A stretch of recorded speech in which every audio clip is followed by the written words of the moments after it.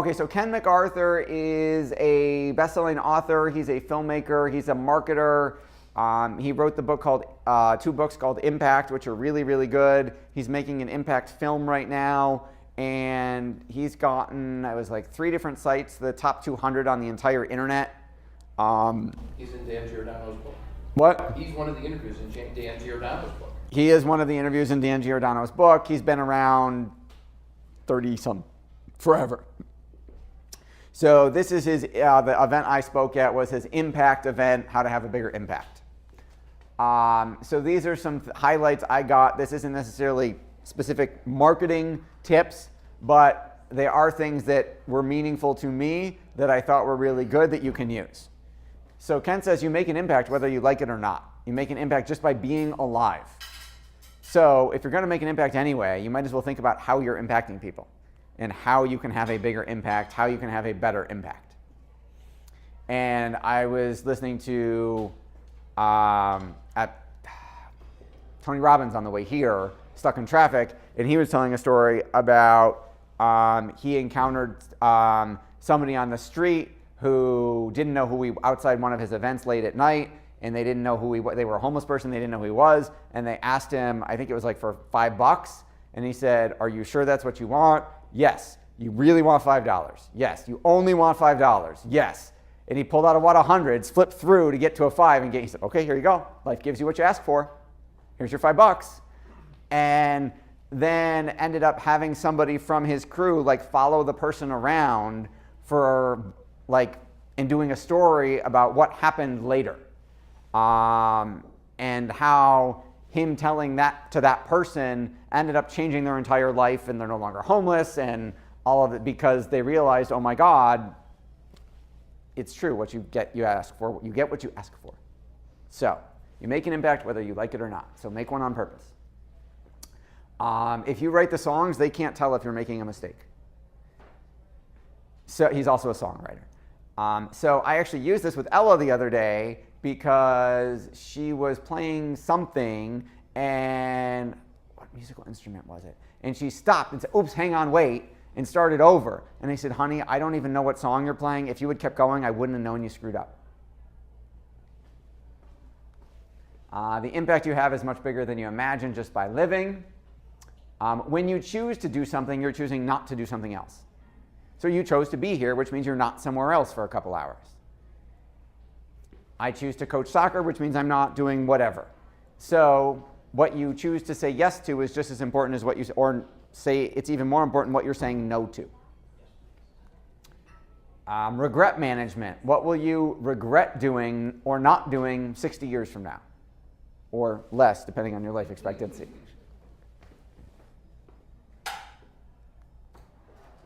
What you cut out of your life is just as important as what you leave in. I thought this was really interesting. If they don't pay attention. Skin in the game. Yes, because we had somebody else yesterday say, we did a first meeting with a Canadian furniture store that came from Kevin Harrington's group, and I had suggested retainer plus commission on sales that we generate. And we talked about tracking that, and then they said, how about 100% commission? And I said, no, because if you don't pay, you won't pay. Magically, it won't work.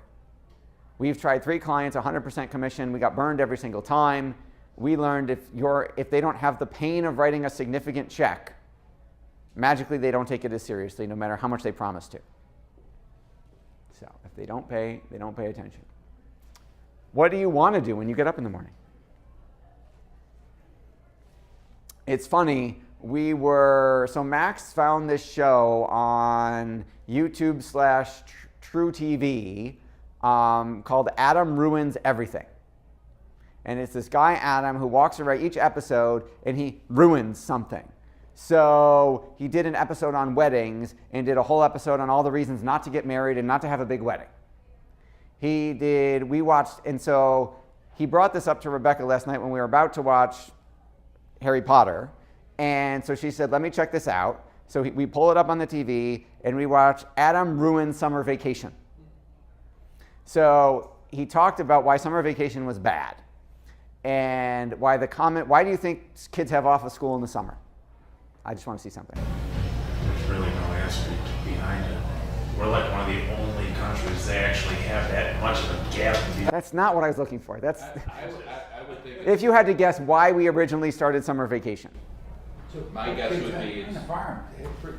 Okay, so that's the most common answer, and that's the common sense, publicly, like in our consciousness, because the farming people needed to go harvest crops. And it turns out it's completely not true, and that's not when they harvest. They don't harvest in the summer, they harvest in the fall. So he said that part's not true. He went and interviewed farmers and found a whole bunch of farmers who were like, we don't work during the summer.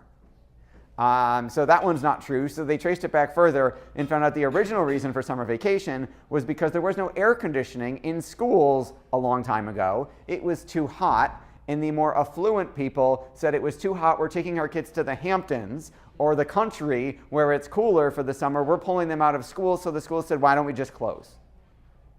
So that was the original reason behind summer vacation.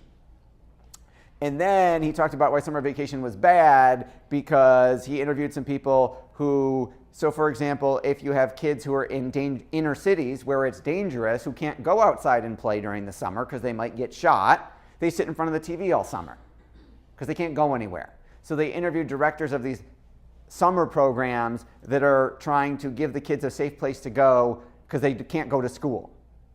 And then there are kids who get school lunches paid for because of their economic needs, and they can't get them in the summer. So they don't get as much food to eat.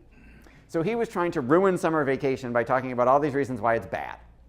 So we got into a socioeconomic debate.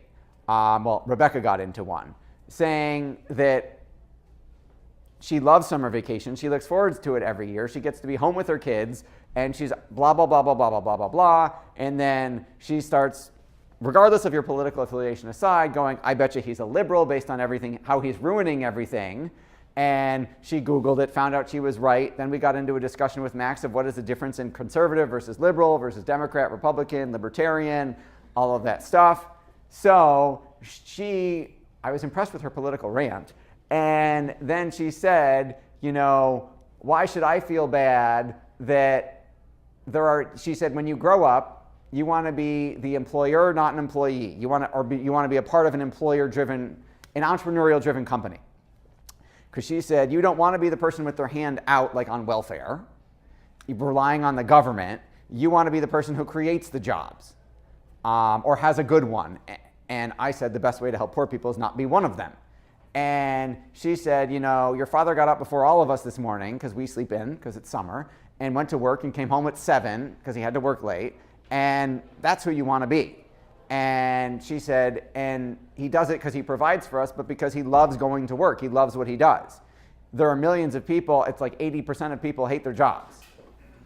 You don't want to be the person who can't stand it. You want to be the person who does what they want when they get up in the morning. So what do you want to do when you get up? Great saying. Love what you do, what you love, and you'll never work a day in your life. Mm-hmm. Because that profession isn't tiring. I'll add that to the next. Awesome. All right. Questions to ask yourself at the end of every day. Did I live? Did I love? Did I matter? That's how he knows he has a good day. If he can say yes to the 3 of those things. I thought this was really good when he was talking about decision making. He said, what if you had to bet on your decision? How much would you bet? Is a way to determine how certain are you that you're making the right choice if you're not sure. He said, well, if you had to bet on it, how much money would you put on it? And if you're not willing to bet very much, that's kind of your answer. So I thought that was a cool decision-making criteria. All sales are based on value and trust. What's the one thing you could do that if you did it would make everything else possible? There's actually a really good business management book called The One Thing about that principle. Finding that one linchpin that makes the rest work. So that was Ken's event.